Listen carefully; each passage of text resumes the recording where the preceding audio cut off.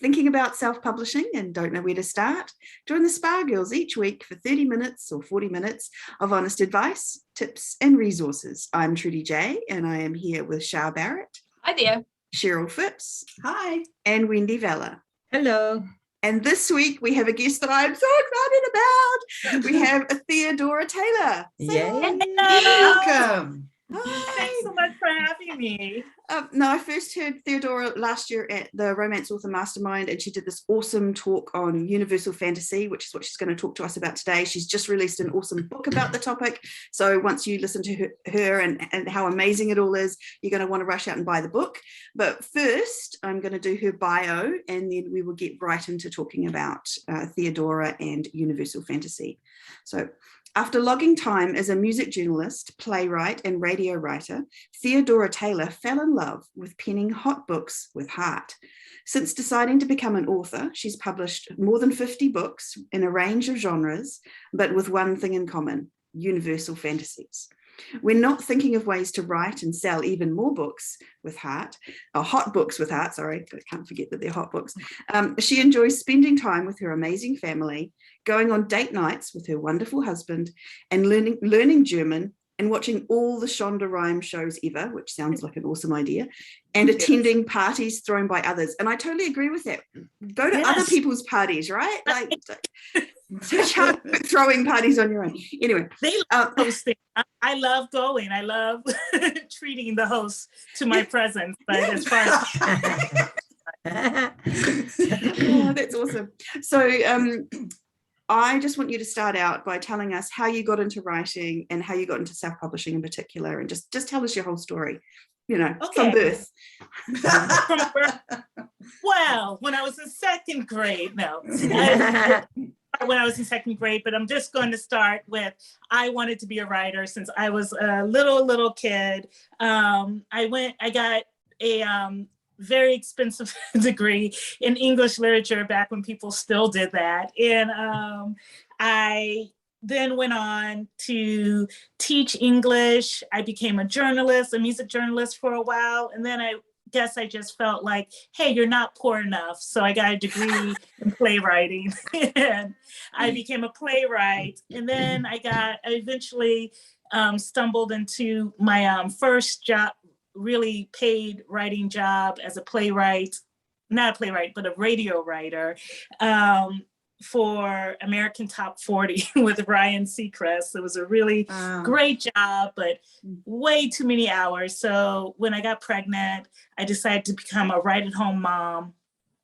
And I got a traditional publishing deal. I wrote a book, I sold it, got a 2-book traditional publishing deal, decided to become a write-at-home mom, discovered that's not really a thing.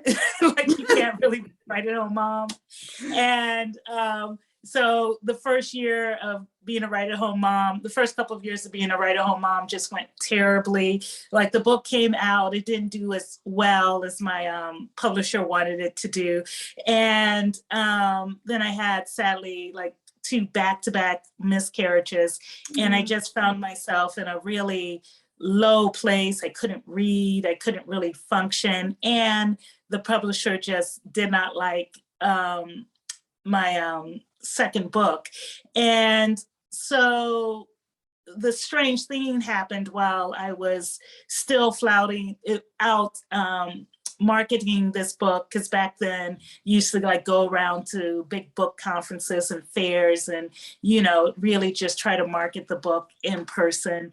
And I went to this big conference and I met a bunch of romance writers, and one of them was an indie writer, and she just seemed so happy. And I was so kind of fighting off depression and didn't want to be there. And I just kind of thought to myself, wow, I'd really love to be as happy as she is. And the thing was, I had grown up reading romance novels. I really, really loved them. But along the way, I had decided, well, I read literature and women's romance, but she was so nice. She was one of those indie authors that was really entrepreneurial. So she just always carried her paperbacks with her, and she was always willing to just give one away. So she gave me a paperback, and she's like, "Oh, you could totally become a romance writer. Read this on the plane." And I opened it up on the plane. I was just like, I'll try to read this, even though I haven't been able to read for like months now because I'm so sad and depressed. And I gobbled it up. Nice. And then I got home, and she wrote this thing called interracial romance, which is basically romance between people of two different colors. So a multicultural romance, if you will. And I went on Amazon, and I found, back then you could do this, but I found every single interracial romance I could in the Amazon store, and I read all of them. I just was gobbling them up. And meanwhile, my agent was sending around my second novel to other people. And as I gobbled up all these romances, my second women's fiction novel, to all these other presses, and as I gobbled up my all these romances, I began to think to myself, you know, I think I could write one of these. I really think I could write one of these. So I tried my hand at it. I self-published it as she was sending it out, my first romance. And by the time I got a deal and got paid the advance, I had published 4 books, and I had made way more like myself than I did on that advance. And also I loved that I didn't have like that. I loved running my own business. I loved managing myself. I loved that I hired the editor. The editor didn't make me feel bad or didn't get, to reject. It's like, well, I hire you to give me developmental edits. To take them or not to take them. And that was about 10 years ago, this coming November, and I've just never looked back. Wow. Thank goodness that happened. And so that first book, what was that book? Was that the Viking one? It was called The Owner of His Heart back then, but I've since rebranded it as Her Ruthless Tycoon. It's like, what was that rebrand? With 50 books, it becomes a little hard to recall all the titles. That's an amazing story. Her Ruthless Tycoon. That's awesome. I love that. So, and along that journey, you discovered something called Universal Fantasies. Can you talk to us about that? Explain how that happened and what exactly a Universal Fantasy is for our listeners. Okay, so Universal Fantasy is interesting. It's hard to nail down the definition of it because I think, like me, a lot of authors used it without being consciously aware that they were using it. And so all I knew at the beginning of my journey is that sometimes I would release a book and readers would love it. Like sometimes they would love it so much that I was shocked and I was a little scared because I couldn't figure out why they loved it. And then sometimes I released a book that I thought was just really well written and had all the structure in place and all the craft in place, but it would just kind of flop. And I wouldn't understand why. That wasn't nearly, for me at least, as upsetting as when things did really, really well, because you always are just like, well, how about if this is the best thing I've ever written? How about if I'll never write anything as good as this again? How about if this was a fluke? I don't understand what's going on here. Whereas with flops, I could sometimes figure out. The nice thing about like 1-star reviews is they'll tell you why something flops. They'll tell you, why they didn't like it. But with things that do really well, sometimes you really can't figure out what you did. It just kind of seems like magic in a bottle. And that's quite awful, isn't it? Like the idea that you don't know how to replicate it, right? Like that it might be some kind of one-off. Yeah. And so then, but then I got really lucky. We were talking about RAM earlier, and the author who runs RAM, Sky Warren, had this Facebook ads class, and it cost, it cost, it costs a fair amount to take this class. But I was just like, I've got to learn Facebook ads. I've got to learn how to use them. And I got into the class and I realized that the way Facebook is set up, I cannot advertise to my main base of interracial romance readers. Because usually I'm just like, oh, hey, my marketing plan was like, oh, hey, you like interracial romance. Guess what I write? Right? Yeah. It's interracial romance. You should read it, right? And so sadly, in order to use Facebook ads and to make this class worth it, I had to figure out, well, and this is going to sound basic, but I guarantee you that a lot of writers haven't thought about this at all. But I had to think, when I was advertising to this broad audience, many of whom are not, particularly married to the idea of interracial romance, why will you enjoy my book? Why do readers enjoy my book in particular, and the like? And so then I was at this writer's retreat, and the theme around the writer's retreat is that you had to present on something you know. And the thing about it is, I don't know, I can't really talk you through a Facebook ad. I can't really, I don't know a lot, but I do know how to sell my books to people outside of interracial romance. Mm-hmm. So I was like, I'm a niche writer and I know how to sell outside my niche. I'd like to talk about that. And it was this whole concept of universal fantasy, and their eyes got wide. It was like light bulbs went off everywhere. And when I got back to my home, my local RWA was like, well, could you come talk to us?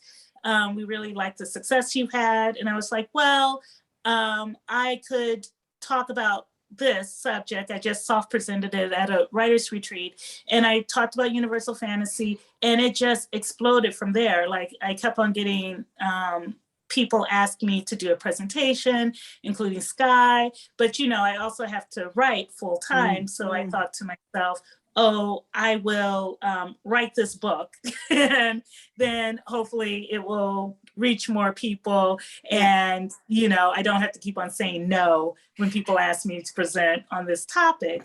But basically, at its heart, universal fantasy is the reason or reasons people enjoy your books. So a lot of times people think that people enjoy their books because it's a trope, like, maybe your book is a Beauty and the Beast book, and so you say something like, oh, this is a Beauty and the Beast book, or this is a Hairstylist and the Beast, and stuff like that. And technically, I'm a big Beauty and the Beast trope person. Like, if you tell me you got a Beauty and the Beast story, there's a good chance I'm going to click on it and check it out. But trope is what it is. I always say trope is what it is. Trope is the why. Trope is the what it is, like the Beauty and the Beast. It's a Beauty and the Beast trope, but universal fantasy is why it's good. Mm-hmm. Why is that trope good? So, Beauty and the Beast, that's a trope, but it breaks down into so many universal fantasies. For example, with Beauty and the Beast, you have the universal fantasy of the richest, most powerful guy in your kingdom, town, school, whatever have you, picks you, the lowly girl. Or you also have being removed from your boring life. Like, I always say, I really love Disney's version of Beauty and the Beast, because literally they have, like, a lot of the universal fantasies are songs. So it's just like, oh, look, she's being removed. She's tired of her provincial life, and she's about to go into a story where she gets removed from her provincial life. And I think a lot of people dream about that, and that's what connects you. That the things your audience fantasize about, that's what makes your story good, because you're connecting to your audience on a fantasy level. I think that fantasy thing is a really good point. Like it's that kind of secret dream or the secret fantasies that people have. And I think the thing that in my mind separates like the trope and the universal fantasy is the universal fantasy feels like a lot more emotional.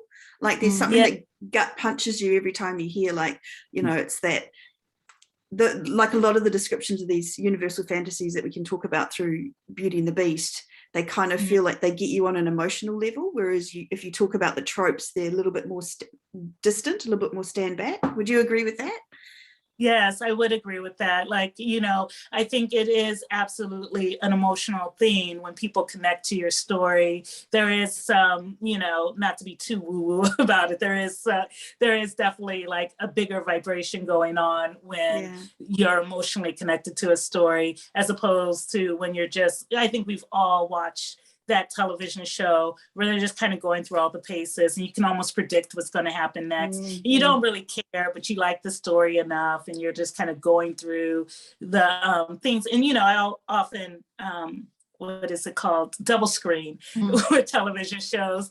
And it's just like, yes, the television show is going on in the background, but then sometimes, you know, you sit forward and you cannot wait to see what's going to happen next. You're not even touching your phone to play solitaire. At the same time, you're completely connected with the story. And that's usually when that happens, there's some kind of universal fantasy going on for you. Yeah, that's awesome. So let's go back to Beauty and the Beast and talk about, because there's some really funny kind of universal fantasies that we kind of don't think about, but it kind of almost like there in the background that maybe we wouldn't admit in in polite society, you know, like my favorite is banging the beast, that kind of idea. So do you want to talk through some of those for us, Theodora? Well, you know, I found like the whole banging the beast thing. So it's like, it's one of those universal fantasies where it's just like, it's obvious that we have it. Like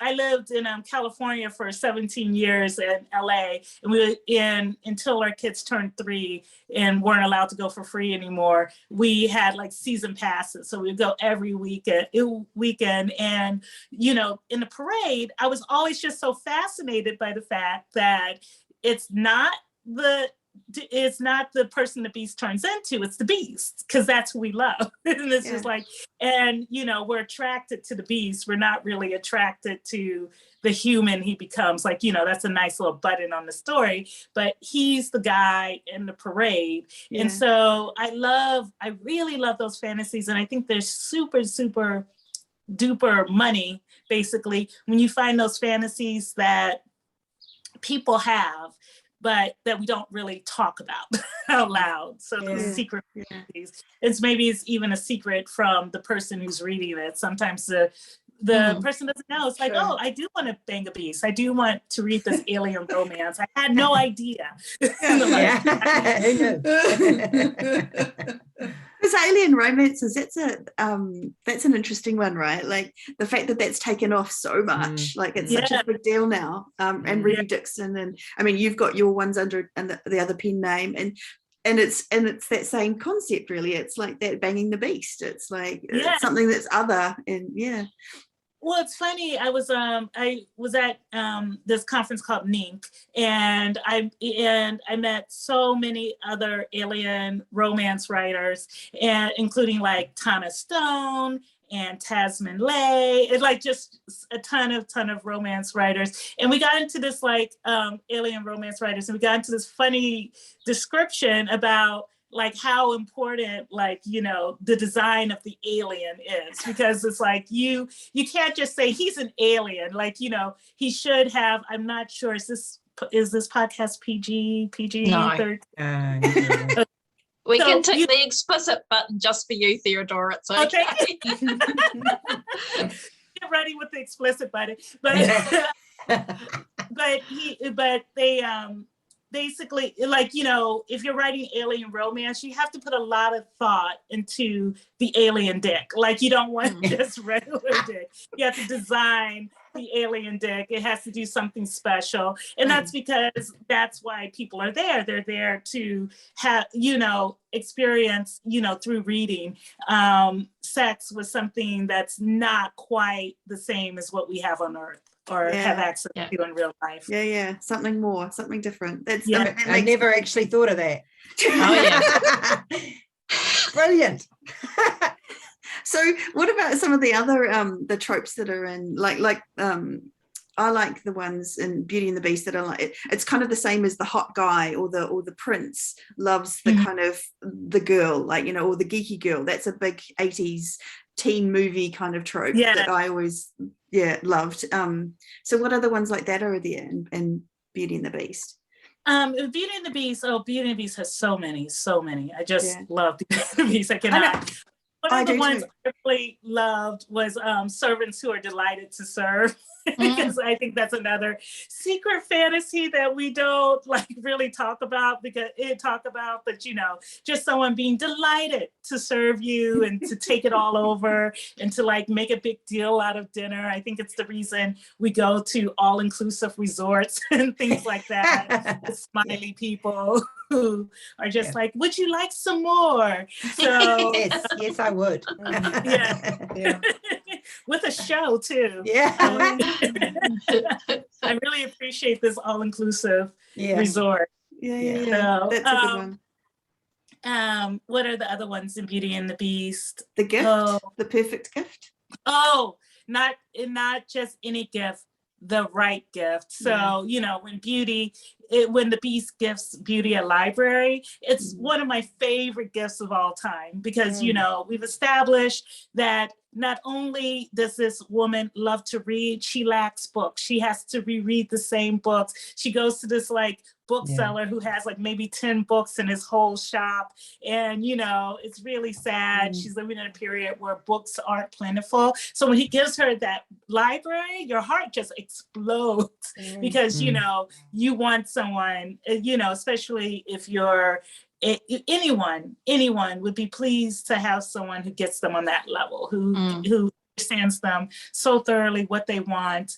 And what was really interesting is I was at NINC and I gave this presentation on Universal Fantasy, and someone pointed out it's not one of her fantasies that she pointed out was that getting a gift, having a guy give you something exactly what you want without having to be told. So I was like, ooh. That is a fantasy. Imagine that. That is a fantasy. Total fantasy. It's not like a gift without having to be told. And like, Lord. you know, I think a lot of us do the thing where it's just like, oh, honey, you know, my birthday's coming up. This might be a good thing to get me. Or I've bought this. You just need to give me the money. They should just know. Just like that. And that's a really big thing. Like it's being seen, right? Like it's been really seen, and someone knows you, and it's that's a big thing. I love that one. I love Beauty and the Beast too, man. It's such a me too. story. Another one, like the wounded main character in need of love. Oh yes, the wound, the big wound, and like, you know, wounds are really interesting. I think especially women are nurturing and like, but I think men too. I think people really love to help heal someone. And I think, you know, I'm always just so grateful to nurses and people who just have decided to make it their job to help other people heal. And that's just something so attractive. When someone can like nurture something back to life. I was thinking when we moved into this house here in we live in the Washington, D.C. area now. And the people that we're renting from had these plants in the window and they were dying because no one attended to them. And my oldest immediately saw it and she like watered them. And she's like, I know exactly what these need because I was in gardening club in like California. And she tended to them. And like, you know, one of the plants came back and the feeling that she got from that, from tending to something. And I think all of us humans kind of have that in us. So when we read someone with a big wound who needs to be healed, and you know what they need to heal, be healed by love. Yes. And there's also particularly good because it's like, you know, the only thing that's going to heal this beast wound is if somebody falls in love with you. I love that. There's a little addition to that. It's like the main character, whoever they are, is the only one can heal that wound. You know what I mean? Like that's that, not just that they can know how to do it, but maybe they're the only one that could do it. Like that we secretly want to be the one that does it. Another the person who I think has pulled that wound, that healed wound off the best of this like current millennium, I would say is Sarah J. Maas in A Court of Thorns and Roses. I will not say what happens. I do not want to spoil it for you, but she does a wound arc that Universal Fantasy that is like nothing I've seen in a while. And I was just like, it was just so satisfying. And that's it, right? Like it's about that satisfying, like it's almost like there's an arc to these fantasies, the Universal Fantasies, and we kind of know how they go, but we just love the satisfaction that we get at the end once it happens. Does that make sense? Well, one of the things that's interesting that you should say that, like I was just like, I've got to do a post on this one of these days, but one of the things with Universal Fantasy is sometimes, especially, you know, you ask, how can authors use this? Sometimes authors aren't aware that it's there, but once you're aware it's there, you can execute it. So some of the worst, least satisfying endings I've seen are the ones where they set up a Universal Fantasy and then they don't execute it. Like it's just like that wound isn't healed and stuff like that. You know, I cannot give examples because then I would spoil. But so I always say, you know your Universal Fantasies, know that they're there, and that way you can pay them off, you can execute them, you can heal that wound, and it's just so satisfying for the audience. It's all about fulfilling the reader, isn't it? Giving them what they want. Another one that I really love from, I don't know if it's Beauty and the Beast, but it's the Fixer Upper. That was when you talked about. Can you talk about that one a little? But I love the Fixer Upper. The Fixer Upper is basically when someone needs fixing up. You got to fix them up. And I think, in real life, the Fixer Upper has, some problems. I think we've all dated somebody who we put a lot of work into, and lucky for that next person who got them. But, so fantasy life, I think there's just something so satisfying about a fixer-upper. I mean, you get the same satisfaction that you do when you fix up a house or something like that. It's what keeps HGTV on television all around the world. And literally, I've watched HGTV all around the world. It's like, if I go somewhere in a hotel, there's some version of a fixer-upper show. I love that. I could watch it forever because it's always so nice to see something, reach its potential, if you will. Yeah. And the idea that there was mining for gold, like that was always there in the background. And also part of that is the makeover scene, right? Like how satisfying are those makeover scenes? Yeah. I love Move that bus, like. I always watch that one. Okay. So you talked a little bit about it earlier, but I just wanted to kind of go back to the difference between a universal fantasy and a trope. Like, could you kind of like what are what's a trope? Do we know? Can we got a definition for trope? I don't know whether that's easy or hard. Like a trope is like friends to enemies to lovers is what I was trying to say. Yes, enemies to lovers. So I always say again, it's what it is. So I think a lot of times, if someone says to me in a Facebook ad, oh, this is an enemies to lover, and it's just kind of like, oh, well, I do like enemies to lovers, but I'm not necessarily going to click on that ad. But if you tell me, but tropes can be broken down into several universal fantasies. Universal fantasies are kind of just what makes that trope good. So being specific about the universal fantasy in your Facebook ad and your advertising and your back copy, that's kind of what will sell the book even more. So if you say enemies to lover, it's like, well, or if you say friends to lover or something, I could say, I don't really like friends to lovers. I don't really understand it. I've never experienced it in my real life. So I don't really love friends to lovers and the like. But if, you're selling me something like Love Victor or Love Simon and the like, and you're just kind of like this very closeted boy starts a forbidden romance over the computer over a computer with a secret admirer, then it's just kind of like, oh, suddenly that's the fantasy. So we all fantasize about having somebody who secretly knows us and loves us and the like. And so that's the kind of friends I wouldn't necessarily buy if you just said, oh, this is a gay romance. I'm not going to necessarily buy that. But if you say this, it's just like, oh, I'm all in. I want to see what happens. Who is it? What's the mystery? Who's this mysterious secret admirer that he's seen? And that's what really sells the movie.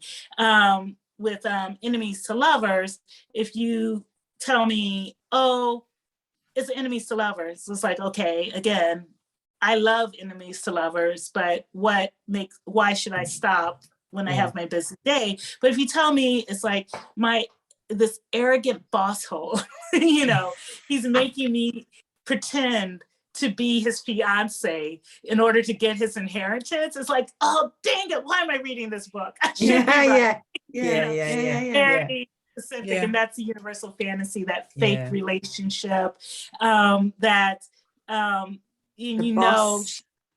she's going to show him, she's going to fix him up. That boss hole will not be a boss hole by the end of the book. I love that word, boss hole. And so it's digging deeper, right? It's taking the trope as maybe the upper level, the kind of more overarching thing, and then digging deeper into exactly what it is that is going to ping the reader, that's going to get to them and make them absolutely have to read your book. So that's And my feeling, writers suffer a lot because they don't know. Ultimately, I want to help other writers because I suffered a lot. It's like you're writing and you're just like, I don't know if this is any good. Do you think this is good? Is this good? I don't know if this is good. And this is basically a way of looking at the scene and saying, well, is there anything that connects to the audience? Is there any universal fantasy going on in the scene? Yes, there is. Boom, it's good.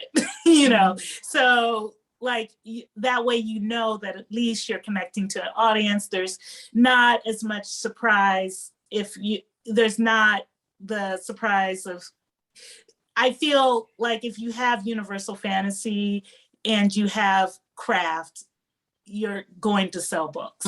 But you are missing universal fantasy, there's a good chance that you're not going to sell books because I think we've all seen that, haven't we? We've seen the books that, like, for example, tick the box for enemies to lovers, but they just don't resonate, and everything apparently is right. And then you look at another book and you think, okay, the editing isn't great. It's kind of, there's a few typos in there or whatever.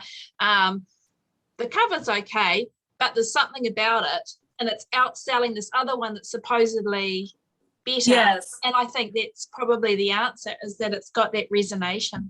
I was just listening to you talk before about the difference between tropes and universal fantasies. It reminds me, I don't know if you've read the book Deborah Dixon's Goal, Motivation, Conflict. It's been around for a long time. It was back in the 90s. And it's talking about, from a character point of view, you've got your external motivation, but you've also got to have your internal. So you can't just have a book with just external. And it sort of strikes me that tropes are the external motivation, but the universal fantasies are the internal motivation.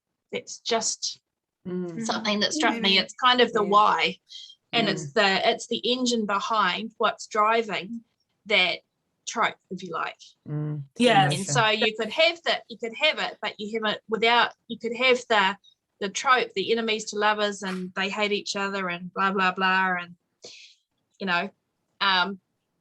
but without the underneath lying thing, you haven't got the internal stuff, the universal fantasy elements. You haven't got that kind of depth to it, shall we say? It's the emotion, Yes. isn't it? Yes. Yeah. It's absolutely emotion. It's also it's funny because this is always the hardest part because it's so intuitive to each writer. But again, with enemies to lover, like I'll read something and sometimes in the first chapter it's just like, okay, well, you have a boss hole, he's just mean to her, he's mean to her, he's mean to her, and you're not really executing like what's one of the biggest universal fantasies is your bully really likes you, secretly likes you, and you're not executing that universal fantasy. So all we're seeing is this boss being mean to her, forcing her to do, I write dark romance, or forcing her to do something she doesn't want to do. And when that goes wrong, it's often because we're not getting enough of that universal fantasy. We're not getting the sense that he emotionally likes her or even has a potential like her. I think we've all read those read those books where it's just like he's just awful. And there are some books where it's just like he's doing awful things, but women are just like, oh, I want him to be my boyfriend. Like, why is this happening? And I think it's because we're definitely getting that sense that he's being awful, yet he really likes her. And there is something, I guess I would say on a psychological level, like comforting about that person who doesn't really like me actually likes me. There's just something human on a human level, just really comforting about that fantasy for whatever reason. And I always think of it redemption, or looking forward to that change, or indeed he is the fixer-upper that you are going to change. I always think of it as being the storyline that gives you the tingles. Do you know what I mean? Like the one that you kind of go, oh, the bully secretly likes her, and what's he gonna do? And you kind of because you also talk, I think in the book it was about thinking about your comfort food movie versus your favorite movie. So can you talk about, like, that's kind of the same thing, right? Like the one that actually is the one that you go to when you're feeling awful versus the one, can you, sorry, you talk about it, I won't. Well, it's interesting because I guess like my, I ended up not going over my comfort food movie, but for a long time, like my favorite movie was like The Seventh Seal. And it was just kind of like, but I would rewatch it, for craft and structure and things like that, but it doesn't comfort me at the end of a day and the like. And I think especially with romance, there are books that you just kind of return to that gives you those feelings that you want it to give you. And people have what's been fascinating about this is seeing like what other people's comfort movies are. Mine was Jerry Maguire for a long time, and other people just have. What are your comfort movies?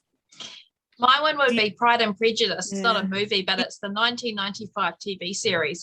I've literally worn out DVDs on that, so I've gone back and re-bought it. That would be mine.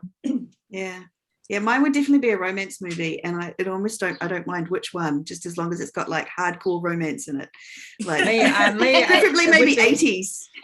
Probably Dirty Dancing for me. I think I've rewatched that final scene where nobody puts baby in a corner. I've rewatched that so many times. I just love nobody puts baby in the corner. Like where the dancing and that. I just love it. It just makes me smile and makes me feel really happy. I remember watching that, and it was one of those movies, and I used to make these a lot more in the 80s, but one of those movies that was just like, I chose the wrong boy and I was right. And that's like, I was right to choose that boy. He is worthy. He is blah, blah, blah. And, I when I was in high school, I dated someone that got in trouble for dating and stuff like that. And now, you know, you're on Facebook and you're like, oh, thank goodness. Thank God I saw the error of That my guy. ways. Breakfast Club. Breakfast Club would be Like that. another one, right? I Yeah. love Dirty Dancing because it's like you Yeah. chose the wrong boy that your parents didn't approve of, and you were right. And Yeah. so I think that's a huge universal fantasy. Well, mine's Steel Magnolias. Oh yeah, Yeah. Yeah. yeah. And actually, Mm. if you broke down all the women in there and picked apart their relationships with the men in their lives, they're actually all different, but Yeah. they all have an arc, and they all, you know, find a way to connect that's much stronger than from the beginning of the story. Yeah. Which I Yeah. find fascinating. See, no, I can't bear that movie because it's too sad. I want It is sad, I want to feel but happy and uplifted from my comfort movies. it's the one movie where I have cried and laughed in exactly the same moment. Yeah. And it, Oh, and it doesn't matter wow. how many times I watch it, the Yeah. same thing happens to me. Yeah. That's interesting. Shirley MacLaine is the queen of the cry laugh scene. Oh my gosh. Yeah, Yeah. yeah. Yeah. Or even Olympia Dukakis. Hit her. Yeah. So that's kind of what it is, right? Though it's finding those moments and kind of the ones that really make you feel and kind of looking for ways to kind of replicate that. Maybe, I don't know. Yeah. Well, you know, it's interesting because, you know, with Universal Fantasy, I think a lot of people think, oh, it has to be all happy. It has to be all sad. But it's no, I'm sorry. That it has to be happy, joy all the time. And for whatever reason, I think they're humans. And again, this is something I should do a post or addendum on, really love to cry. Like sometimes I think the only reason I love This Is Us is because I get to cry at least, you know, at least 3 or 4 times a season with This Is Us. Like I know there's going to be some kind of reunion. There's going to be some kind of family understanding. There's going to be some kind of bittersweet moment that's really going to make me emotionally connect and remember that's going to resonate with me somehow. You know, and for that show, my mother died when I was 19. So the fact that their father died, their beloved father dies when they're around 18, like every time they do an episode about his death or how they're dealing with his death, or an episode where they want to be someone who is as good as their father was and are trying to make over themselves, that resonates with me so hardcore. That's a fantasy that I carry to, you know, be a person that my mother would be proud of, you know. And also, like when I'm watching something about where a parent dies and you learn some lesson from it, it just really resonates with me. Like, you know, it gives my mother's death meaning. And so that's what I mean. It doesn't have to always be romantic. There are several Universal Fantasies that aren't romantic at all. But, so it's almost like that catharsis of emotion. It's a way of channeling.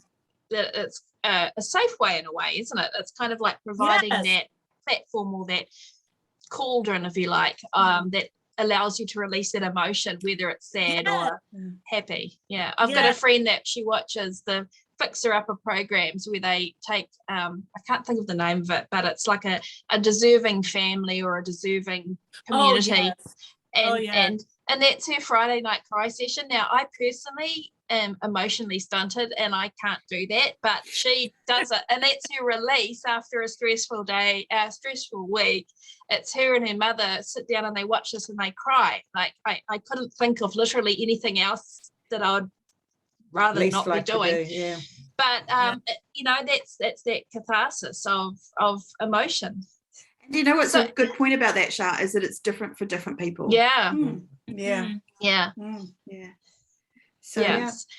you know, maybe I'm not emotionally stunted, maybe it's just not my cup of tea.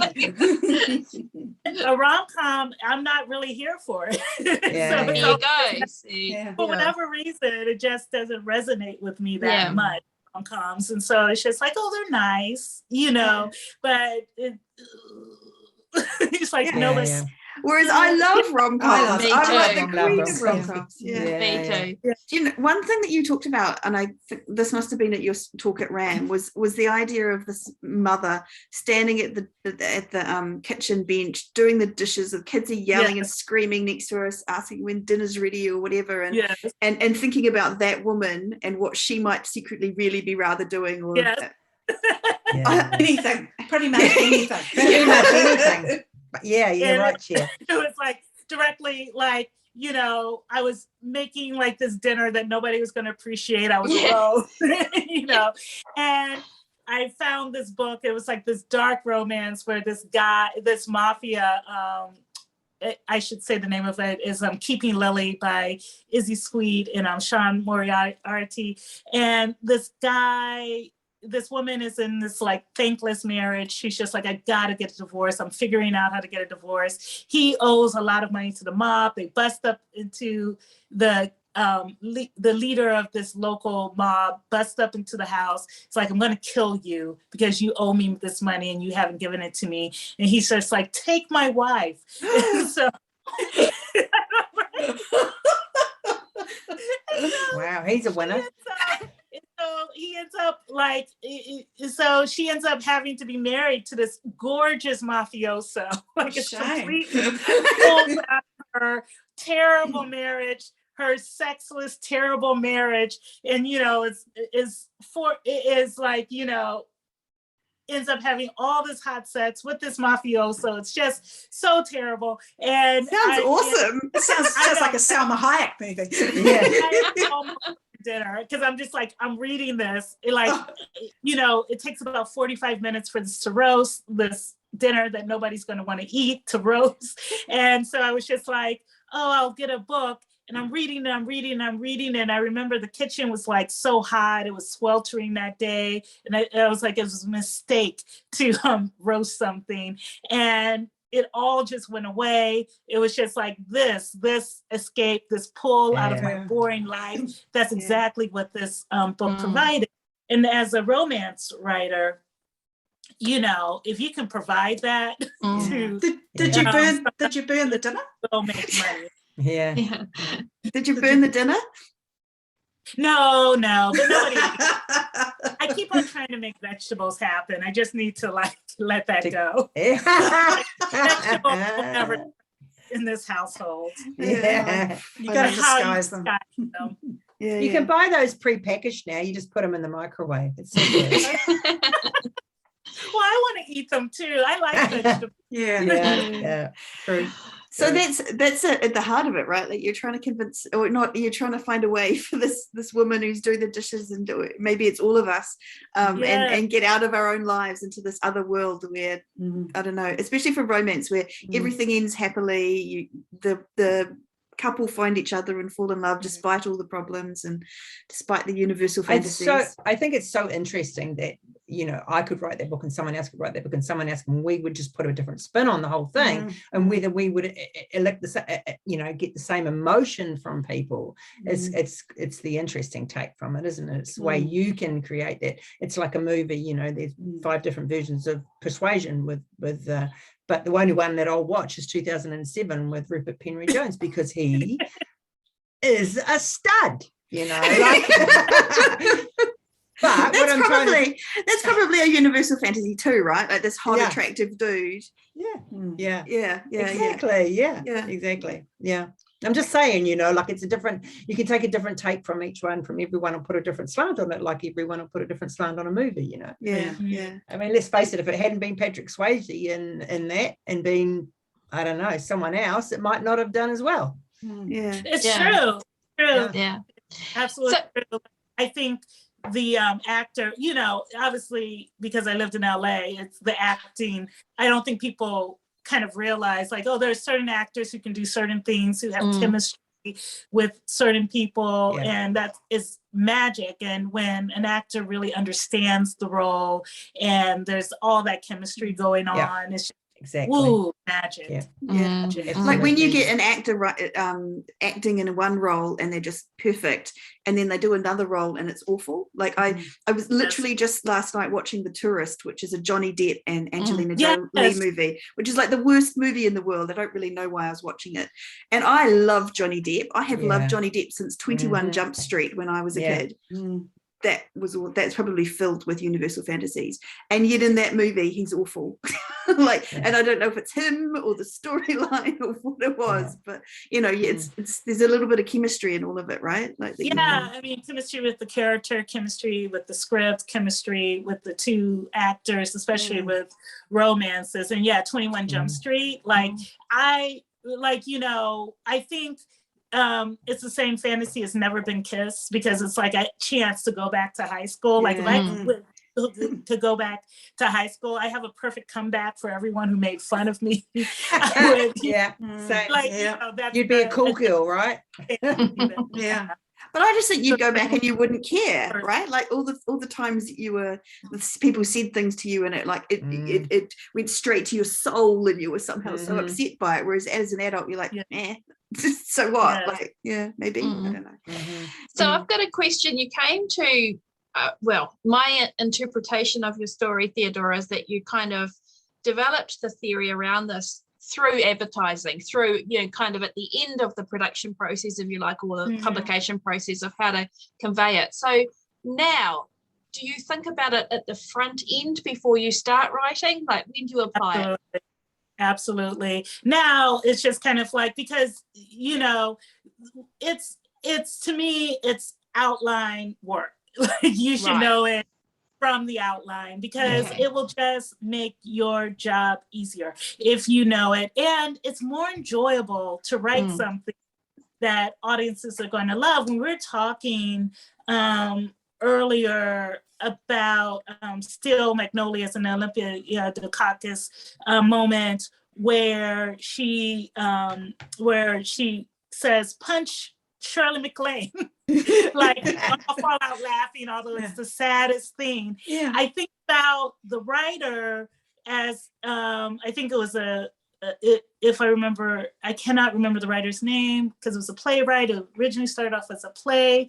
Darn it. But you think about the writer and how much glee he got probably writing that scene, because he knows that everyone kind of dreams about like grabbing that old biddy who always has something mean to say. And that they're going to laugh, they're going to, and so I think when you have Universal Fantasy going in in every scene that this is either being set up for a Universal Fantasy or it's just so much it's so enjoyable because your audience is going to enjoy that. You're gleeful. And I'm sure as writers, you've all had those things you've written and you're just almost cackling because you're just like, the readers are gonna love this. You can almost feel, and with Universal, when you have Universal Fantasy, that's almost every scene. So I'm such a huge fan. It's really helped me emotionally, during the writing process, because the writing process can be lonely and scary, like you're in a dark forest, but it's nice but with Universal Fantasy, you can say, hey, I'm fairly sure the audience is going to enjoy this. And I put it in my outline. If you're Cancer, you don't have to put it in your outline. You don't have to outline, but in the back of your mind, you should say to yourself, is there a Universal Fantasy going on in this scene that I'm pantsing? Yes, keep on going. No, maybe stop and try to figure that out. So you would have a different Universal Fantasy in every scene, or would you be carrying one across?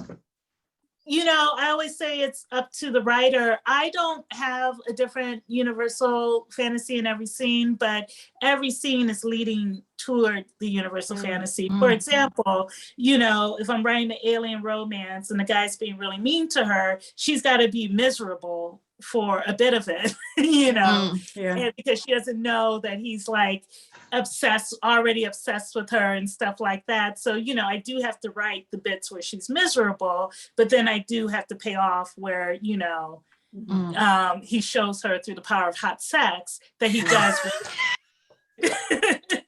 There are worse ways. Yeah, absolutely, you know, poor her, really, eh? I mean, you have to feel sorry for someone who's so clearly. Totally. I need to put that on a t-shirt. No. He really likes you. In fact, he loves you. He doesn't know what to do with himself. He's so obsessed. He can't work properly. He's reconsidering all of his life, you know, all the things he holds true in his life because he's so into you. So yeah. That's another one, isn't it? Like the stalker, almost the stalker obsession guy is a big universal fantasy. Yeah. So how do we, like, there must be just an unlimited number of universal fantasies out there in the world. So how do we kind of find them and figure out, other than writing obsessively down all the ones we've mentioned in the podcast today, and then also purchasing your book and listing the ones that you mentioned in the book, is there a way for us to kind of figure them out? Yes, I say, I'm always just like, one of the things I love about our job, you guys are in New Zealand, I'm not sure what your tax laws are here, but everything we enjoy we can write off. So read, you know, read, watch TV, do all those things that they tell you shouldn't do too much of, and you know, like really just pay attention. And you know, I just say, don't be a thoughtless consumer. Like, you know, really think about, be a chef. Become a chef. It's time.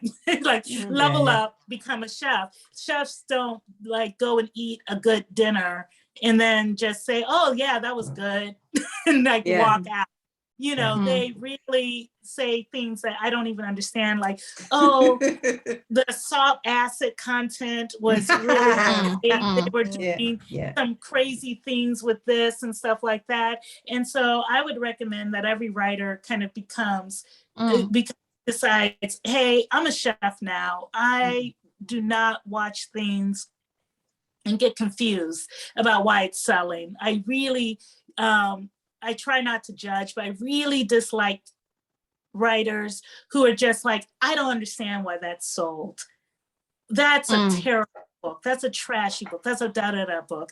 And it's just kind of like, okay, you know, don't do that, you know? Yeah. And why, be professional, be a chef, understand exactly why people found that tasty, understand what ingredients go into that book. If you read a book and you're just like, I love this, but you don't know, you can't name like 10 universal fantasies that were going on in that book or why you liked it, reread that book, like figure them out, break down books, break down recipes, because a chef is for sure going to taste something, and if it's really good, they're going to think, well, what is in this? They're going to be able to figure that out. So I would say universal fantasy is really fun. I've lived with it for about 4 years now, since I kind of took that class.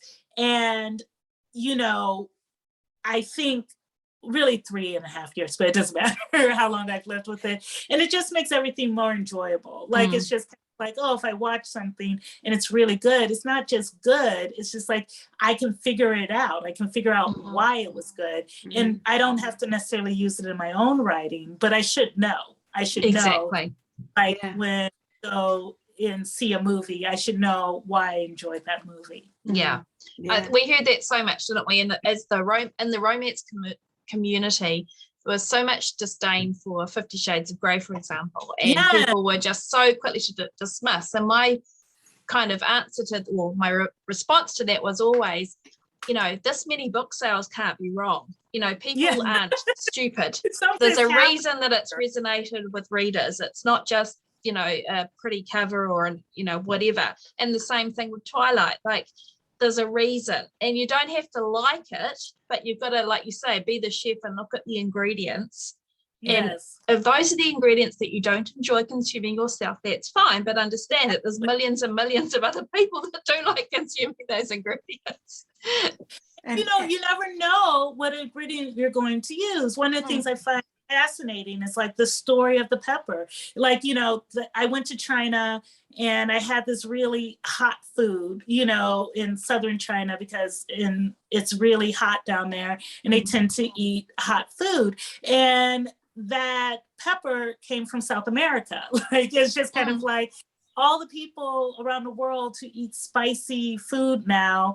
Beforehand, their food was not spicy, and they discovered this thing called the pepper, and now that was an ingredient they could all use. And if they were just like, I don't, it's being a chef. Like, it's just like, well, there might be an ingredient you can use here in your own work. You don't necessarily have to love the South American country's food, but you might be able to use it in your own Chinese dish, your own African country dish, your own European dish in some way, shape, or form. You never know. Check out this ingredient. It's called a pepper.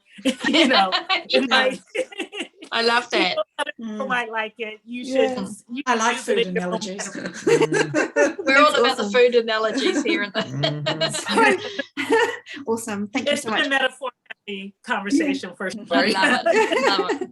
So I think we're all going to be heading out. At least this is my advice, to head out and watch your most favorite comfort food movies or books. Go reread them and figure out what the Universal Fantasies in there are that you actually love. Like, I think I'm going to do that. I don't know about anyone else, but Yep. So it's our homework. We're assigning that homework. We're assigning homework right now for everyone listening to the podcast. Watch things that aren't necessarily comfort food. Like, we in my Facebook group on Universal Fantasy, we had a really great conversation about the Squid Games. Huge. Well, what Universal Fantasy is going on there, and we kind of broke it down. So it's really everywhere. So just look for it. Look for it. Yeah. Be fantastic. So Theodora, and on that note, where can you be found? Presumably in a Facebook group on Universal Fantasy, if we're allowed to join it. Where else? So you can find me at sevenfigurefiction.com. You can email me at tt@sevenfigurefiction.com. I have the Facebook group, which is don't be shocked, Seven Figure Fiction. I'm on Instagram as well. Awesome. So oh, well, thank you so much for joining. We've come to the end of our time with you here. Thank you for talking with me. That's been great. I love the concept of Universal Fantasies. I think it's so awesome, and I think you are awesome to have figured it out and been so great at kind of sharing it. Yes, thank you for not keeping it to yourself. I appreciate it very much. It's so amazing sharing it with other authors, because it's like, I think for all of us, I think it's just kind of like, we really love story, and sometimes it's easy to forget that. And so one of the nice about Universal Fantasy is it's like kind of why I love what I do. It's just like, oh, I love story. I love it so much. So it's been nice to talk with other authors about why we love story, what we love about it, why it's good, why it tastes good. That's so awesome. Thank you so much for that. And Shah, where can we be found? So you can come and find a little bit of sweetness on our YouTube channel at Sparkles Podcast, and we will have this video of the recording of this episode here, so you can see how gorgeous Theodora is and her very cool background there, which I'm totally jealous of. I'm thinking of changing my background as well. Yeah, so I was going to say Trina's going to have some FOMO going on there. And just thank you to everybody, particularly shout out to all our subscribers on YouTube. We're growing nicely, and it's not just people that we know now. So that's it's not my aunts and uncles. No. Thank you for the comments and the please, if you have a writer friend that hasn't discovered us, we really appreciate you passing us on. Awesome. Thank you, Shah. And thank you, Theodora, again. Thank you. Being you and being awesome. Thank you. Fun. Thank you guys for having me. Awesome. And thank you everyone for listening to another episode of the Spa Girls podcast. We will be back again next week. But for now, that is us. See you all. Well, bye.